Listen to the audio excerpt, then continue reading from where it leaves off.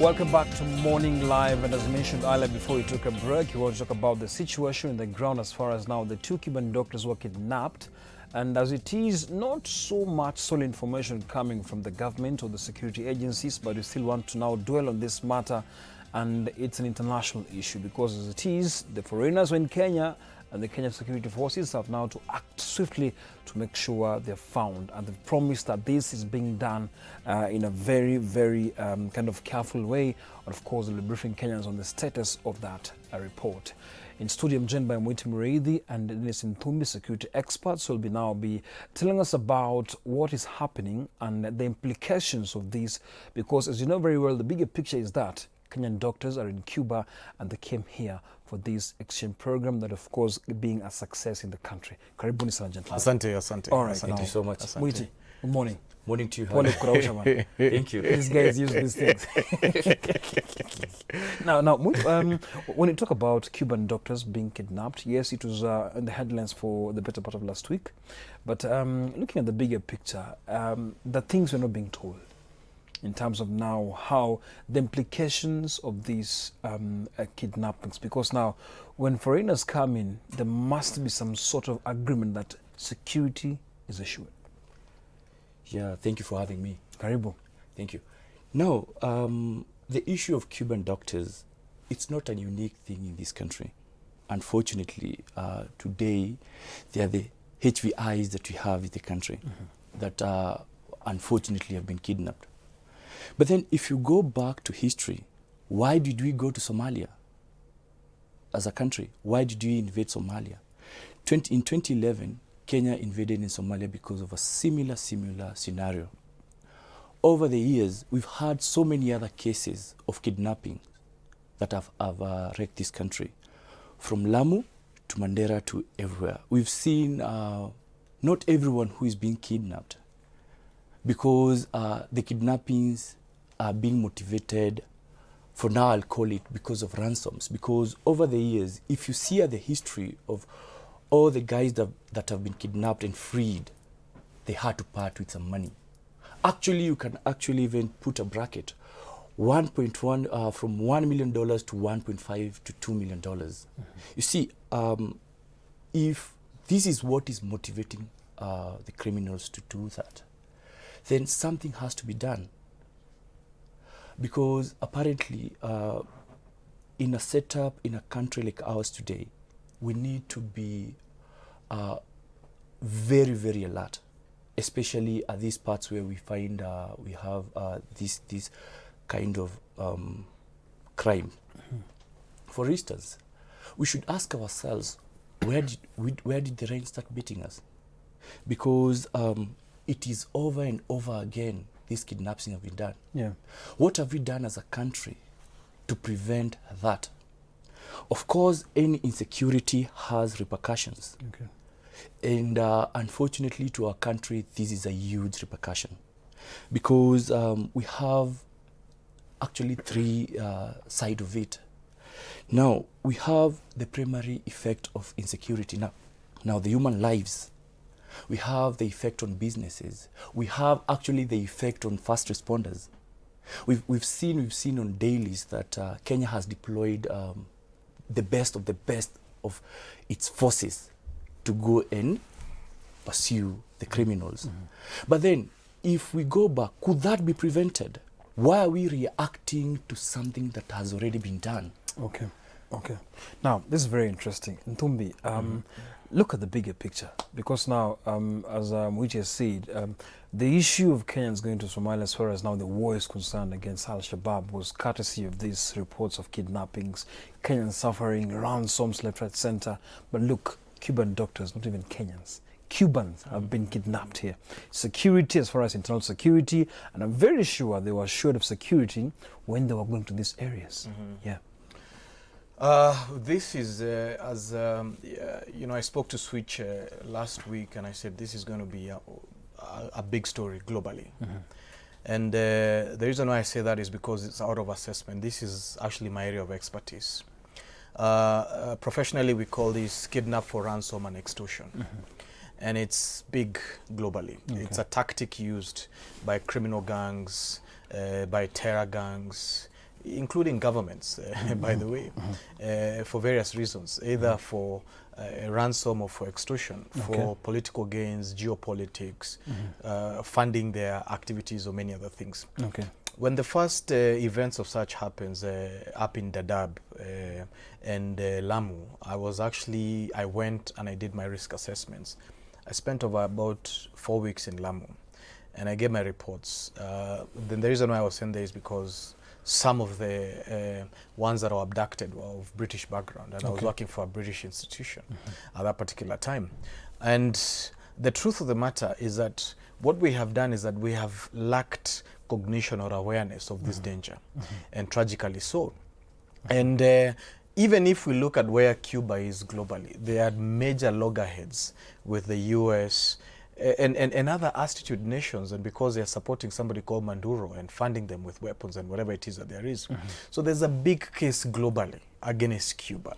And that even puts all its citizens in such a terrible disposition on such an occurrence, is that Cuban specialists being abducted. Number one, we have to understand, the first thing is that these men are doctors.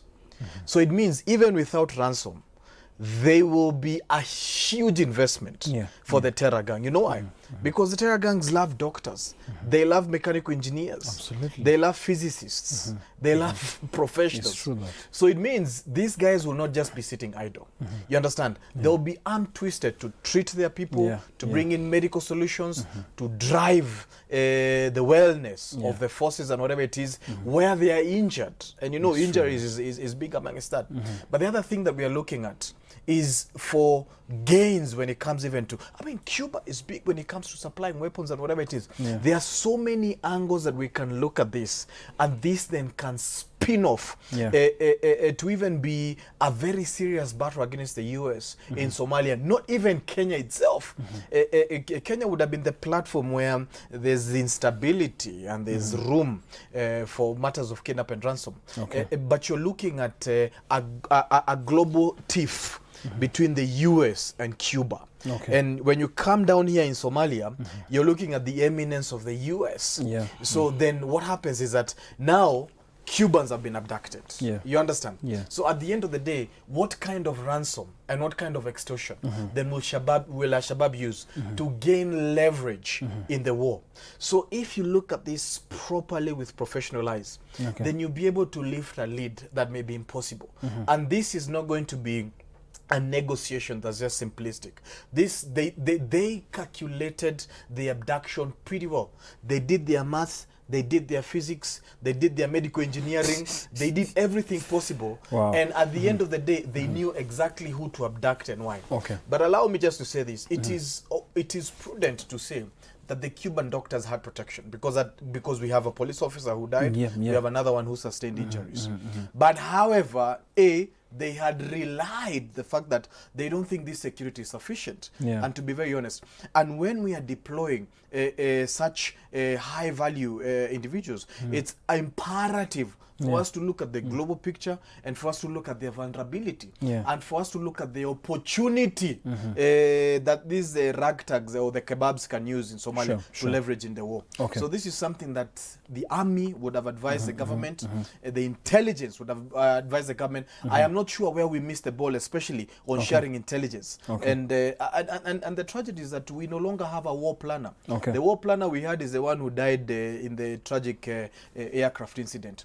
But the truth is that in this country, we need to first think before we do anything, and that is gravely lacking. I quote Mr. Wino, of course, the comms, the police says, we will not encourage payment of ransom to criminals as a matter of procedure because that will encourage kidnappings. We'll use methods provided for in law actually, while carrying out our duties. Now, that's what he told the media.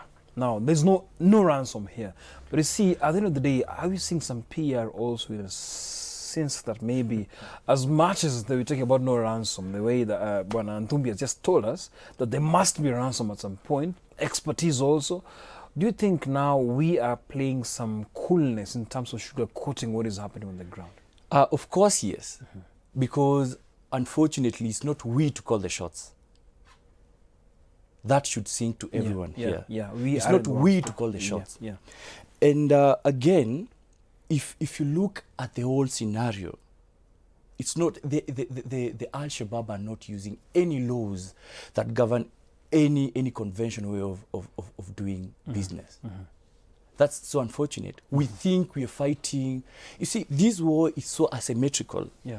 We the Kenyans, we are the government. Yeah. Them, they are not the government. They've got no business of doing business the way it should be, because we need it to be done that way. Sure.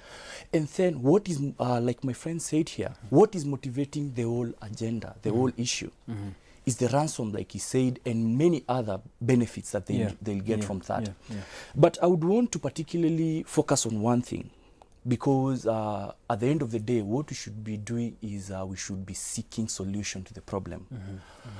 So much has been done on the security sector. It's unfortunate that this particular incident has occurred. And if you read the dailies properly, carefully, you'll understand that someone slept on the job. These doctors themselves showed, they portrayed that they were not safe from wherever they were. And they reported to the relevant body. But then action was not taken. Okay. 2 days earlier, the US and the British intelligence gave an alert of the same kidnapping. But then not anything was done. Now, this raised the question, to what level are we supposed to act on preventive intelligence or warning intelligence? And how are we supposed to act on it, and what time frame should we work on any intelligence? Okay. Because it means that we are now reacting to whatever that has happened. And if only we acted a minute, a month, a week earlier, it would have cost a whole totally different. Because unfortunately, if you look at all other kidnappings, for instance, I'll quote on the 2 nuns that were kidnapped. It took the Al-Shabaab 2 months to do their surveillance and preoccupational surveillance, so that they could know where even to how to execute the targets, actually. The whole thing. So we as a country, what have we done to impact on our own people, and more so to the security system? Why are you caught pants down with your gun? You see, in a place, it's unfortunate that ambushes are really bad if you're not prepared. And trust me, if you haven't prepared, it's very bad. But then, having known the kind of people that you're working with as a bodyguard, you should be first and foremost know what you call an attack cycle. Sorry, you'll have to excuse me on this. No problem. Because you see, in any scenario, in any insecurity scenario, in any scenario, it has to follow a system. First and foremost, we need to know, everyone in this country needs to know how an attack cycle happens, because you don't need to be a victim of Al-Shabaab or carjacking or any other form of insecurity to know how it works, because it means someone didn't see the Al-Shabaab doing their surveillance. Absolutely. Yes, someone didn't see, which means someone was supposed to see it. If you read one of the dailies, it actually even portrays that when this attack happened, it happened at 9 o'clock in the morning. Why? Because in the evening we have more checkpoints, and they know they could not bypass the checkpoints. So they knew first to get us pants down, they need to work with where we are relaxed. Absolutely. And they hit when they know they have the tactical advantage and the element of surprise. And maybe to add on that, as a people, you should know your value. You should always raise your awareness level at any given time. Because if you don't do that, you'll be a victim. And it's unfortunate that when you're on the other side of crime, you're at the mercy of that other person. All right, just hold it right there. We're taking a short break now. When you come back, you want to talk about the implication. You see, now these are 2 Cuban doctors. Dennis mentioned that there's so many things happening. In fact, the fact that they're technocrats, they're doctors, they might be helping Al-Shabaab now handle all their medical issues and things like that. But still, we have the international relations now. What will happen? Ransom, the issue of Cuba, as far as now its instability is concerned, and our very own Kenyan doctors in Cuba. All that's coming to you after a short break.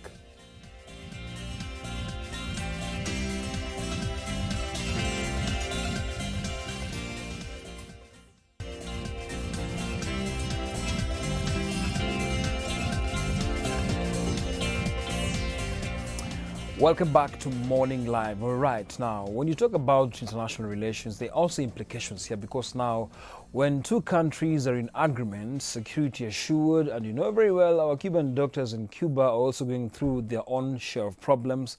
But you see, back home, the exchange program is kind of also crumpling with the fact that now their own are being kidnapped in a situation where they were promised 100% security. Now, Ntumbi, when you talk about international relations, Yes. Kenya and Cuba, I'm sure there's something going on right now. First of all, I'm thinking this could be a thing that Cuba is used to. Okay. The reason is because I'm not talking about the kidnap and ransom, Okay. but Cuba's biggest export is actually doctors and their medical sector. And you know, this has been a long-standing conversation globally about the safety of Cuban doctors working abroad, because that's what they export most. And that was Fidel Castro's biggest legacy. Sure. And not just biggest legacy, that is how he used to export the culture of Cuba through the doctors. So first of all, they're used to their doctors working abroad. That's number one, we have to establish that.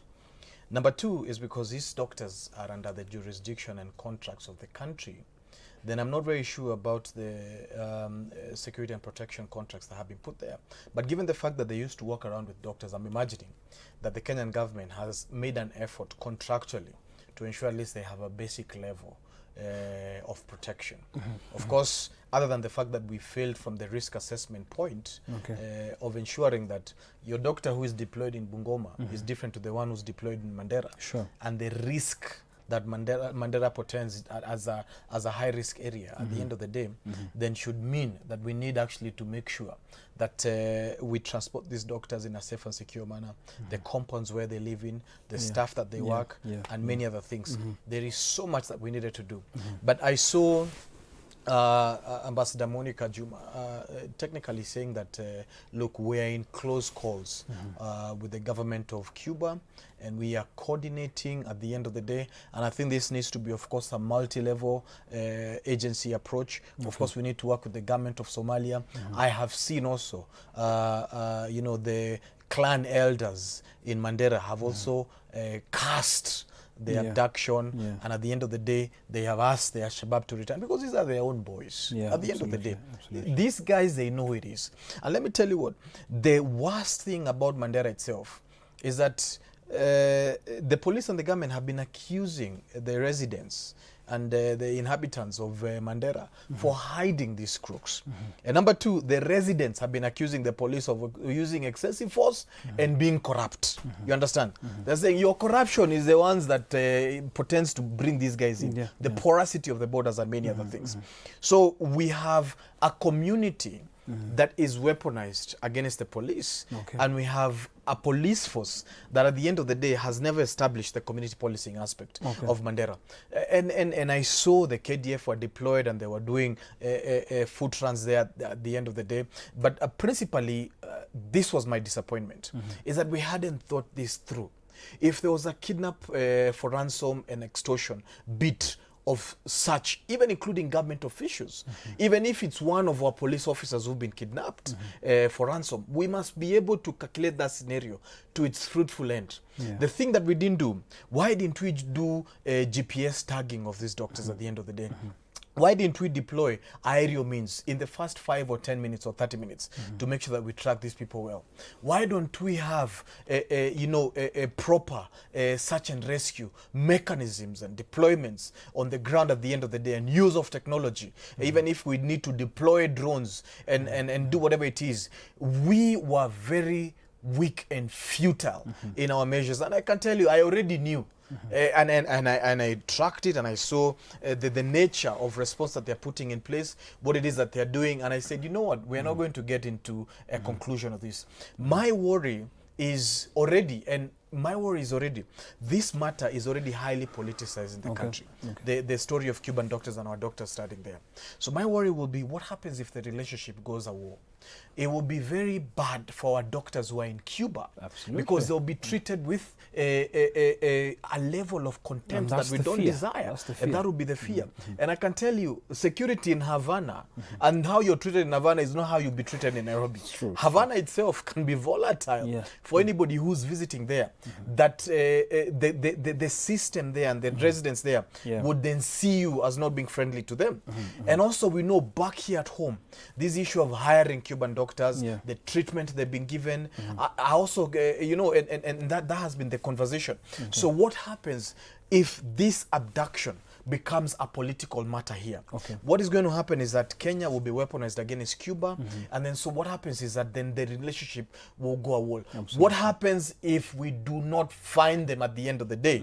And I'm worried about the conversations that the spokesperson is doing, because when it comes to kidnap for ransom and extortion, you don't make public statements.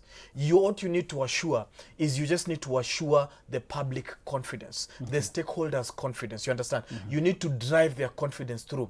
But don't make sweeping statements like we were not going to pay for ransom. You know, those are conversations that are supposed to be private and pertinent to the team that is negotiating. So that then you don't make the exercise futile and you do not aggrieve further the aggressors or the belligerents. Now, Baramwiti, let me just take you back. In Tanzania, Mr. Mo, the billionaire, was actually abducted. And we talked about ransom left, right, center, and he was released.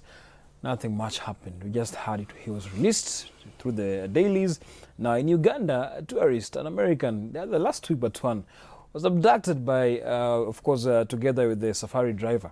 And the Uganda police team said no ransom, but negotiations are still going on, and they were just released.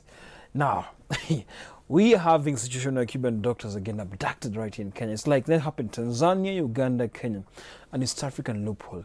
Look at the weaknesses now we are having.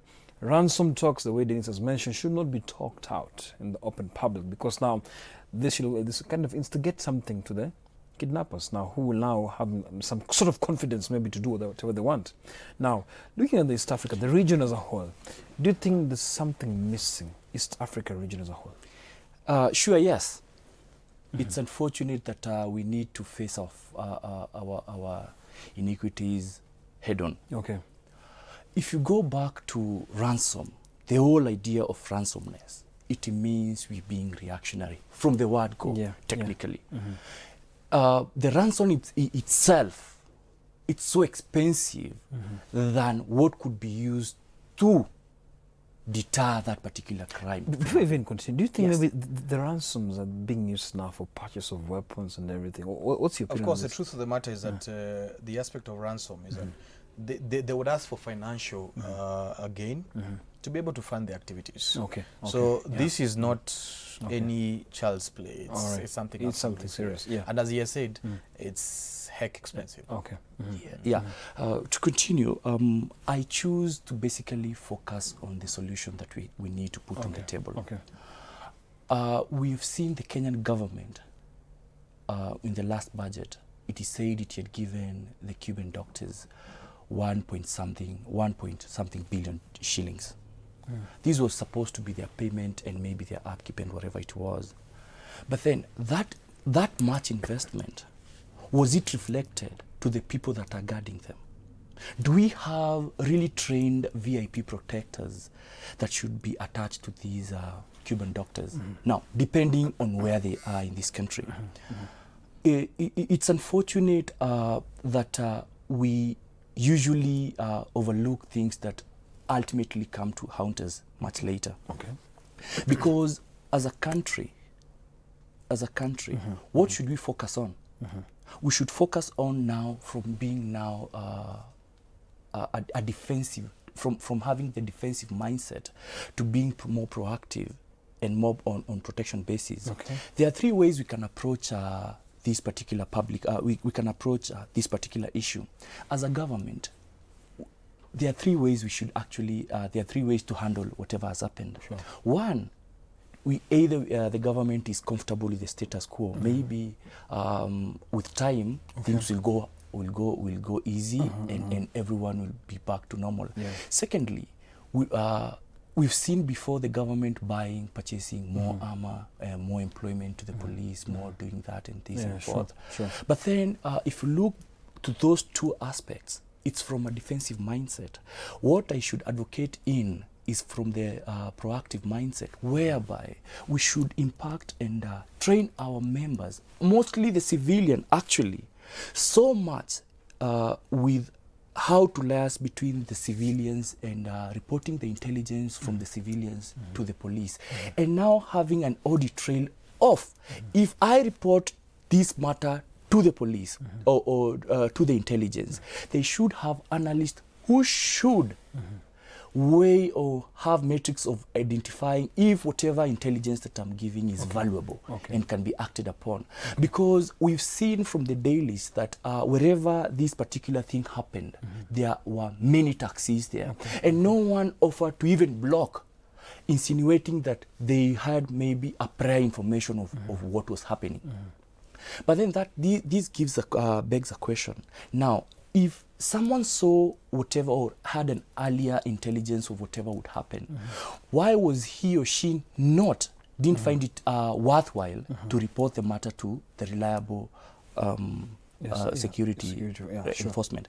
And if someone had reported, could they have done something to avert or deter the particular incident?